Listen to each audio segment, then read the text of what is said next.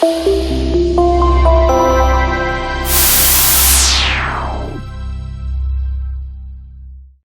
everybody, John Costigan back, and I have a real cool technique here called what happens next. Now, what I love about, and let me stop for a second. I know I keep going, what I love about this, what I love about that. Oh, here's a funny story.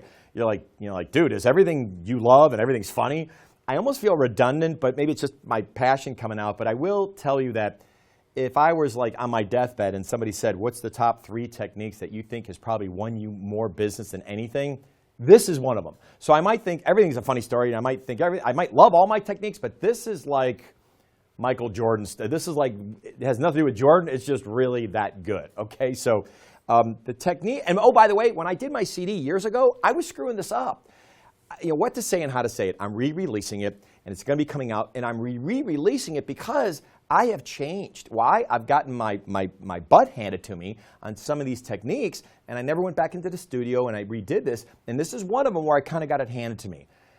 On my older CD, for example, if I was making a cold call and somebody picks up the phone, I knew they were busy, and they're like, hey, tell you what, just send me some information. I went, great, no problem. Let me send it out. Let me get your email. Perfect. Hey, I'll follow up with you next week. Hey, really quick, if you get my information and you love it, hey, what happens next? Well, I used to say that back then, right? Well, you know what happened? Somebody did this to me, and when they did it to me, I was like, what happened? I'm like, I don't know. Dude, call me next week. I'm busy. And I kind of got pissed off about it. Well, what's funny is that I'm on a CD going, oh, go do this, go do this, go do this. But then when someone does it to you, you're like, okay, whoa, whoa. What are you, selling used cars while you're at it? And by the way, I apologize for any used car salespeople out there. I know it's kind of the term we use about talking about, hey, let's go. We don't want to be that person, right?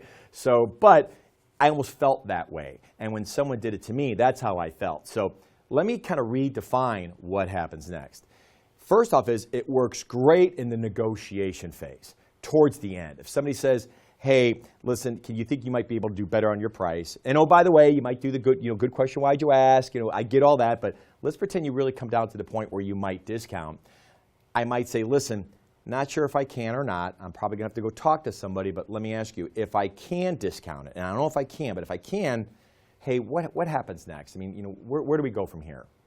Now it's okay, because I think you've established communication, some rapport, some trust, some competence, some credibility, and I think you need some of those things to play that card, that what happens next card. When you do it really early on, you haven't earned those stripes yet. It's funny, I'll tell you again, another funny story, right?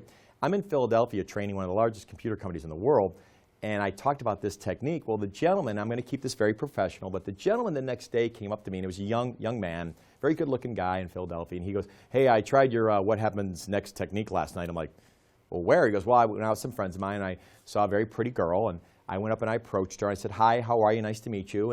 And she said, nice to meet you. And he's like, you mind if I buy you a drink? And she said, sure. And he was telling me this story. So this is real life. This is John making this up. And so I said, so when did you use that technique? He goes, well, about 2 minutes into it, I said, listen, you're a really pretty attractive lady, and I hope I'm not that bad. Listen, if this all works out, what happens next? And I'm like, dude, what are you doing? And I go, what happened? He goes, she actually threw the drink I bought her on me. I go, as she should.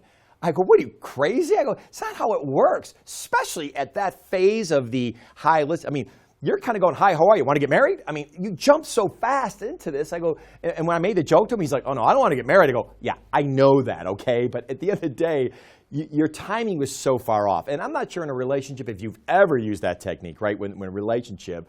But at the end of the day, I will tell you that there's certain times when you use it.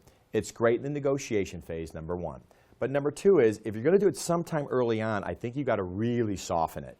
Definitely probably not on a first call, but maybe that second call that you have with the person, when you follow up at the brochure, maybe talk a little bit about what their challenges are, and then you say, hey, tell you what, Bob, listen, I know you have the information. I think our next step is I'll send out an email to you, maybe summarize our quick 10, 15-minute conversation because it's our second call. But, hey, can you kind of walk me through, once I provide this to you, and if I can give you something maybe helps your business, hey, can you kind of walk me through what your next steps are? I mean, how do you guys do business? Is this something that's a priority for you? See, I kind of rounded out the edges as opposed to used car sales, Johnny. Hey, what happens next? Okay, so you can see there's different ways of saying it. Hey, so what are your thoughts? I mean, how soon is this something, how soon you want to do this? Or, where do we go from here? Hey, is there anybody else that probably needs to get involved with this based on our conversation? Those are all different ways of saying, hey, let's not work for free here, either one of us. If this is something you want to do, great. I am more than happy to jump into the water with you here, but do me a favor. Let me know what happens after we jump into the water. Where are we going? Now, of course, I'm paraphrasing. I don't say it that way, but you get the point. So anyway, it's a phenomenal technique. And yes, I told a funny story, and I said it's one of my favorite techniques, but this truly is a deathbed best technique I'd ever used. This is one of those best ones. So good selling. Hope it works for you.